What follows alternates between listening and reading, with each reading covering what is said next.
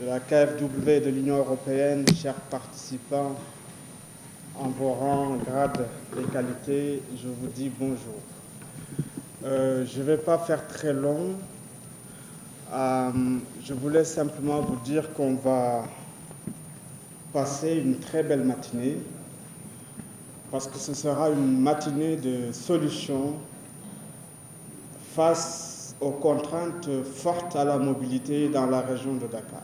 Et je voudrais rappeler quelques chiffres qui montrent la voie, pourquoi nous sommes là, pour mieux vivre ensemble, dans une ville avec une qualité de l'air améliorée, une ville qui va être performante économiquement dans la compétition des grandes villes africaines, et une ville qui va être inclusive avec des infrastructures résilientes au changement climatique.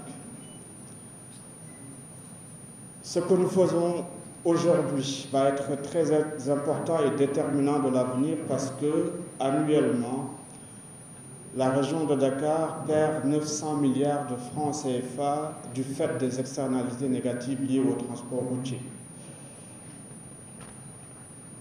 Et c'est à la hauteur de ces pertes économiques qu'il faut évaluer l'urgence d'agir, d'apporter des solutions durables à la mobilité.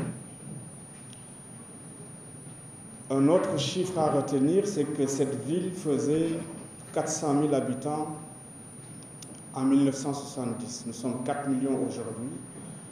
C'était la population du Sénégal en 1970 et une projection de 7 millions à 2040 avec un doublement prévu dans le même temps de la motorisation des ménages.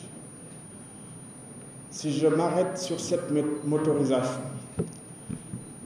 aujourd'hui, seulement 30% des déplacements sont motorisés. Donc on n'a même pas démarré, en réalité. Je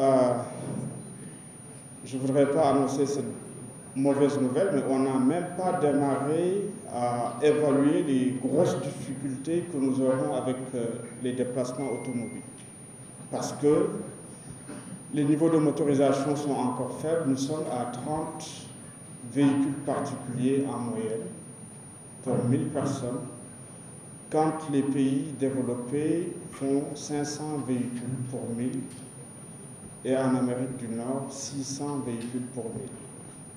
La motorisation aujourd'hui croît de 10% annuellement.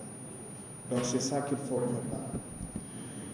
Et je voudrais terminer par dire qu'il n'y a pas d'option pour Dakar.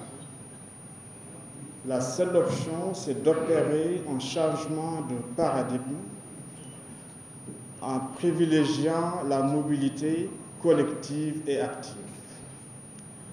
La mobilité collective, parce que c'est le seul moyen de répondre aux exigences d'une capitale viable et vivable. Je disais, on est seulement à 30 véhicules pour 1000, des pertes économiques de 900 milliards annuellement et une fonction circulatoire, ça veut dire des espaces aménagés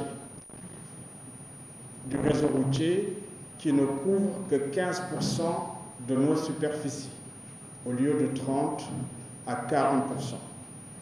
Ça veut dire que nous avons très peu de possibilités d'extension de ce réseau et le territoire ne peut pas se développer vers l'Est. Combiner ces facteurs expliqueront en fait les objectifs déterminants de cette journée, présidée par Monsieur le secrétaire général, Monsieur Bambassi. Et je voudrais remercier tous les participants, toutes les parties prenantes de ce projet qui ont apporté des contributions déterminantes depuis la phase préparation jusqu'à cet atelier de lancement. Voilà ce que je voulais dire pour vous souhaiter